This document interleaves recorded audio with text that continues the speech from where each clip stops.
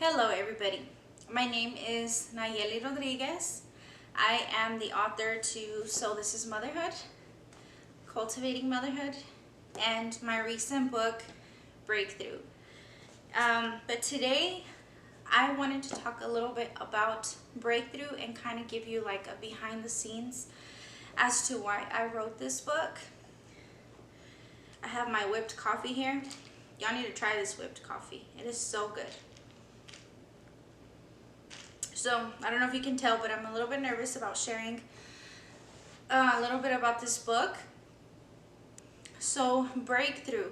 It's called Breakthrough, Break Free from Depression, Insecurities and Fear.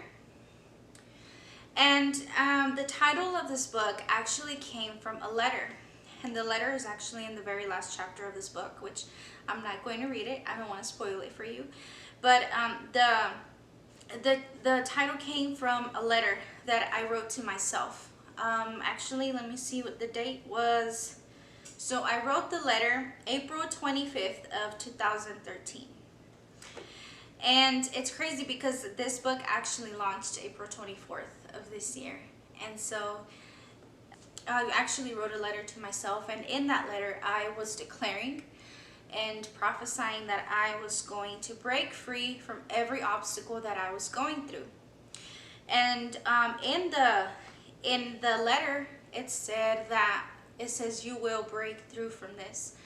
And so that this title actually came from that letter. And so I started writing this book back in December of 2018 when I heard the Lord clearly asking me to write this book. And I just remember hearing his voice, and one day I went to my computer and I started typing. And this story just flew out of me, like it was just waiting to come out. And so 6 months later, I had the first draft of this book, and but it wasn't ready to be published until this year. So it took me maybe about a year and a half to really write everything and edit and get it published. But we are here. Thank God we are here, and I am just so excited that this book is released, because this is my personal testimony of how Christ has set me free from depression, from insecurities, and from fear, amongst other things.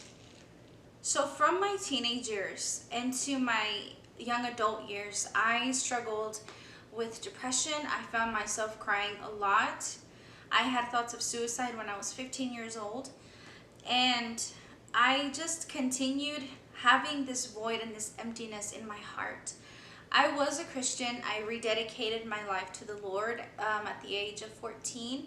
Being young and naive, I didn't know what really was wrong with me, because I just had this emptiness and this longing in my heart, that I couldn't even comprehend at the time. So years later, I go to Bible school in 2012 and 2013. I was 20 years old when I went, and those 2 years that I was there were hard, were trying, but were the most transformative years for me. And I will never, ever forget the time that I was there.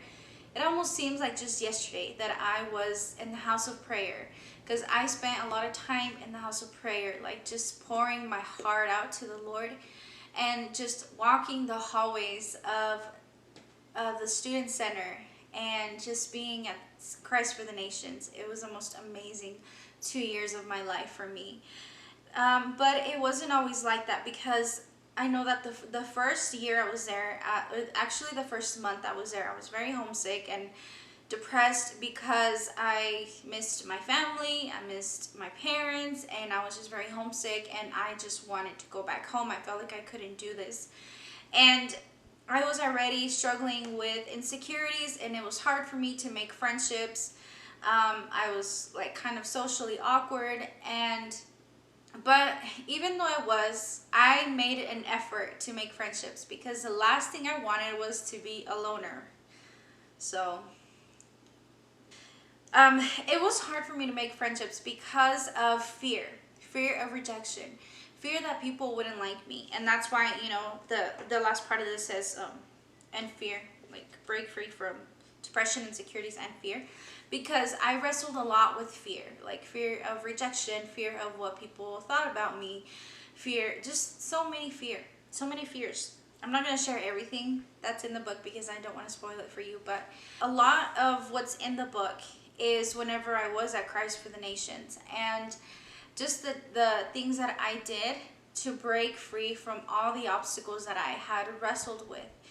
And I see now, now that the Lord has set me free from this, I can see how there are so many people that are struggling with depression. Even young women, young men struggling with depression, suicidal thoughts, anxiety. Anxiety is so prevalent now everywhere. It seems like everybody is struggling with anxiety. But can I tell you that the root of it all is fear? Fear, because I have struggled with anxiety myself, and most of it is all rooted in fear. And even there is a lot of people that struggle with these obstacles even within the church. But most people are afraid to speak out and to tell anybody what's really going on. It's hard for us to open up because we fear that they're going to criticize us or judge us. Because, most people think that if you're a Christian, you're supposed to be happy and joyful and, like with not a care in the world. But that's not true, because we will face challenges. Everybody faces problems, trials, tribulations, like everybody faces adversity. Everybody goes through things in life, and so even though, yes, we are Christians, we are not exempt from the problems that life will throw at us. But in the midst of those problems, when we have Christ at the center of everything, He is our peace. And so I've noticed that there's people within the church that are afraid to speak out, but deep down they are struggling. They are struggling, and they just want freedom. They just want freedom from this. They want to be themselves. They want to be able to stop having social anxiety, or to stop having anxiety in general, or to stop being depressed. And some people even wonder why they are depressed. I had no idea why I was so depressed. I had no idea why I was so insecure.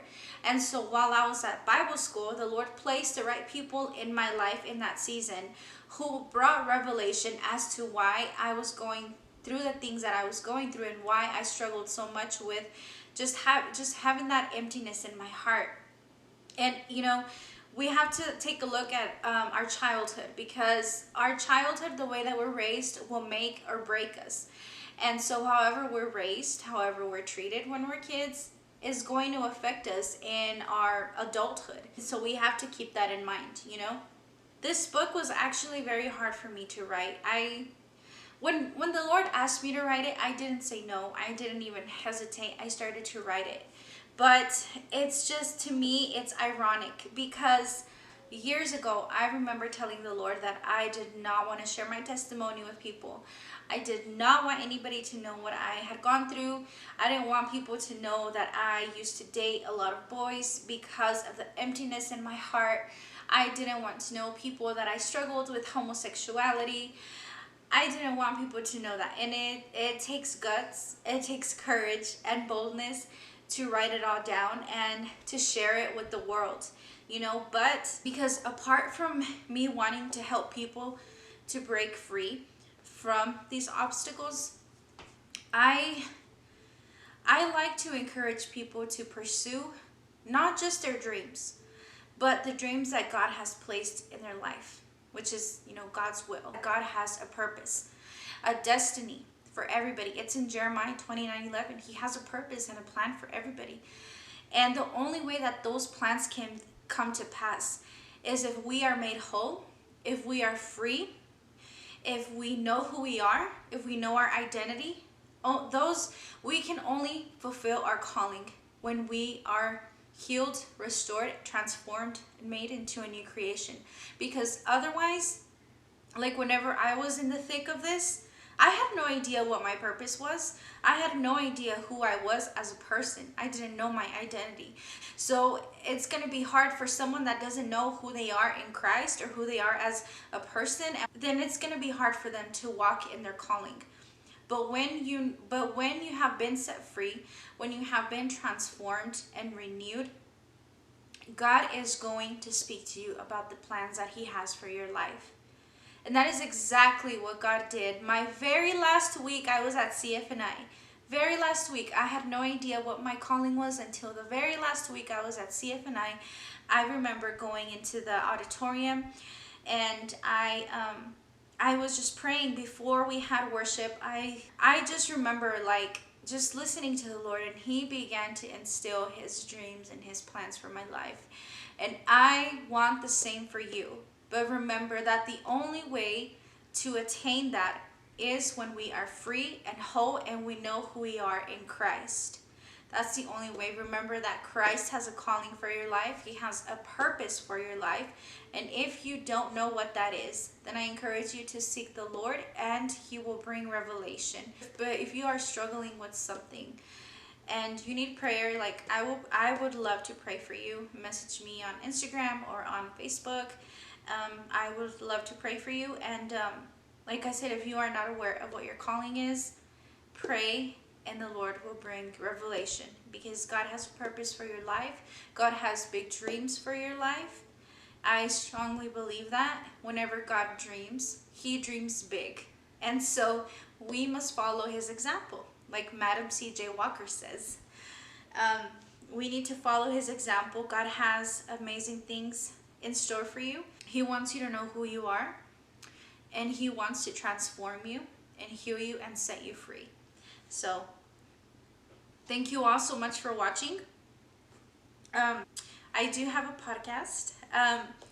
It's called Call to Be a Writer Podcast. And so if you're a podcast junkie like myself, the podcast goes along with being a writer. I like to encourage people that like to write, people that like to blog. And so if you're one of those people, then I encourage you to check out my podcast, okay? I'm going to link the book down in the description box. Right now I have a promotion going on with the ebooks, and the ebook of this version is going to be free to download. So yes, share it with all of your friends, and please subscribe to the podcast, okay? Bye.